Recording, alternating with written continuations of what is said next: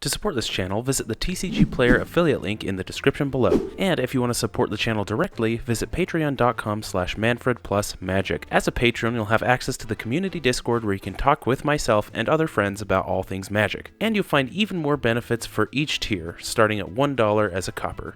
Unstable holds a very tender spot in my heart as it was the first unset I was introduced to, and it was the first booster box I ever opened with my best friend. We had so much fun with it, we laughed all night and made a bunch of decks, plus I had a very special moment with Brandon Sanderson, yes, the author, during an LGS's Unstable draft event. Now let's get into the cards from that set that I think should be legal. Opinion spoilers, everyone. If you don't like my opinion, write it in the comments and let me know. Anyway. Sheliphant. Shellaphand is kind of reminiscent of Skin Shifter in a way. Change its power and toughness to best fit the situation. You can change it in any zone, which is amazing, but at the end of the day, it's really not too broken because it's really only a 1/4 or a 3/3 with no abilities like Trample or Vigilance or something like that. Overall, it's a cool card that really should be played with how neat it really is. Sword of Dungeons and Dragons.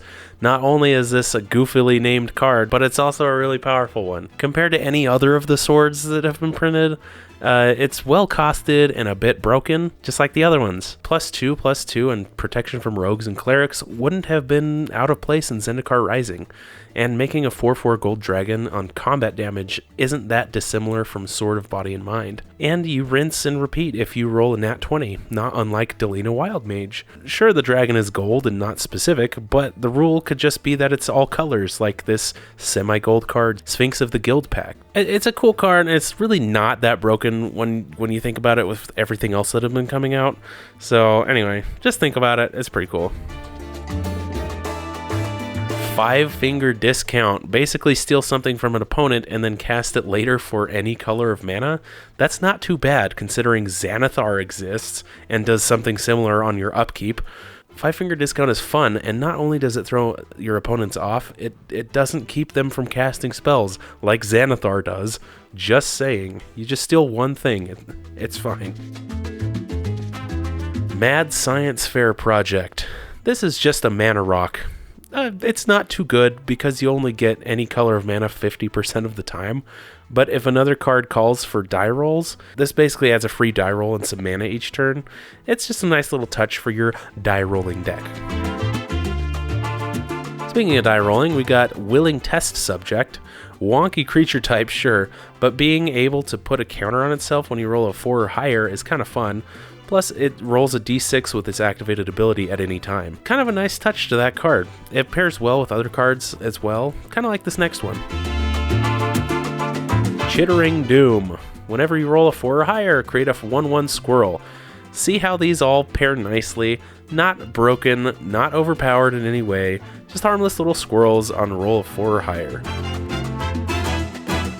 And speaking of squirrels, Steel Squirrel gets bigger when you roll a 5 or higher, plus it has the same activated ability to roll a d6. Not too shabby and potentially large squirrel. Squirrel-powered schemes. And now for more squirrels. Just a nice little enhancer here that allows you to increase your die rolls by 2. And that's really not that bad at all, and that's all the card does. Let's keep adding those die roll cards. It adds an amazing chance aspect to the game, and adding that extra 2 can really help, or hurt, depending on what you're going for. Now we got Selfie Preservation. This is just like Farseek, and that's literally it. It searches for all basic lands and doesn't exclude forests. The only stipulation is that the land must have a tree in its art, and sure, it won't find the dual lands that Farseek can, but it'll find any basic land, including the forest, in a pinch. Plus, it's budget-friendly without having to put all the expensive dual lands in the deck. Okay, now time for some honorable mentions. We got Wall of Fortune. This goes in any wall tribal dice deck, and if someone else is rolling a die, you can have them re-roll it if you don't like the result. Neat little trick there, and it's kind of fun for table politics. And now we just have all the host and augment cards. I really think this should be an actual thing that you can play in Commander. Augment is such a cool, simpler precursor to Mutate. Why not keep these legal, as they have very fun combos and make things really interesting. Plus, there are cool cards that synergize with the cards that just kind of add to the fun. If you'd like to see a commander deck that utilizes these cards, check out this link here, and I'll go over my deck that I play that's really fun. Now to number 1, Krark's Other Thumb.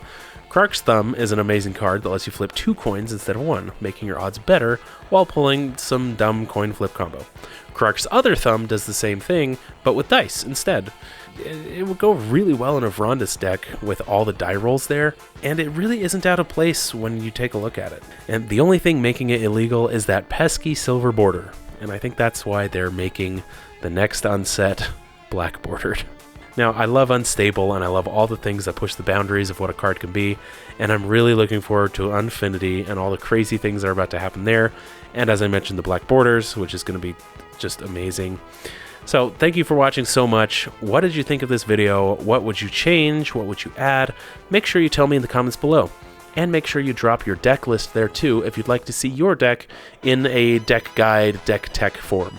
Thank you again, and I'll catch you next Thursday for your weekly dose of magic.